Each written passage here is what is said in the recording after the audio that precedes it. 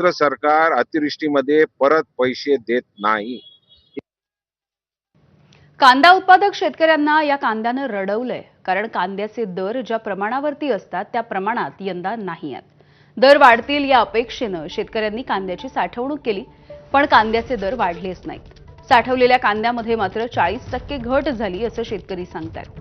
कांद्याला 2 रुपयांपासून 12 ते 13 रुपयांपर्यंतचा दर असल्याचं शेतकरी म्हणतात। फलटण तालुक्यामधल्या पिंपरद इथल्या शेतकऱ्यांसोबत संवाद साधलाय आमचे प्रतिनिधी जयदीप भगतने। आपल्यासोबत फलटण तालुक्यातील पिंपरद येथील काही शेतकरी आहेत, आपण त्यांच्याशी बातचीत करूयात। होणारा नफा ह्याच्यात मेळ बसतच नाही, कारण एकरी कांदा लावायला 10 ते 12 हजार रुपये नुसता लावायला लागतो।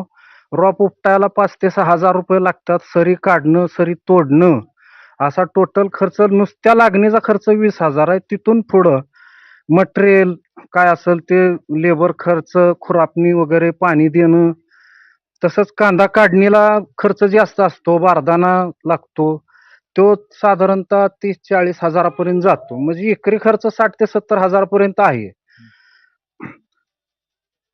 उत्पादन निघाल्यानंतर त्यावेळेला जर माल विकला तर 20-30 हजार रुपये एकरी राहतात, पण जर ठेवला थोडासा फायद्यासाठी शेतकरी माल ठेवतो, पण आता माल ठेवल्यानंतर त्याला घट तयार होते, कांदा नसतो।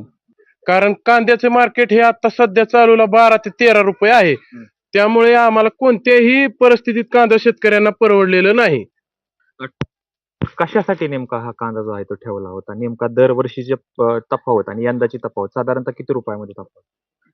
आम्हाला जशी अपेक्षा होती तसं कांदा काय दर भेटलेला नाही। आमची अपेक्षा होती 25 ते 30 रुपये कांद्याला दर भेटावा, पण आता चालूची परिस्थिती अशी आहे की तो दर आम्हाला मिळालेला नाही। चालूला दर आता 13 ते 14 रुपये आहे। कॅमेरा पर्सन जीवनसह जयदीप भगत, एबीपी माझा, फलटण, सातारा। लक्ष्मीपूजनाच्या दिवशी झेंडूंच्या फुलांना मोठी मागणी असते, परंतु यंदाच्या वर्षी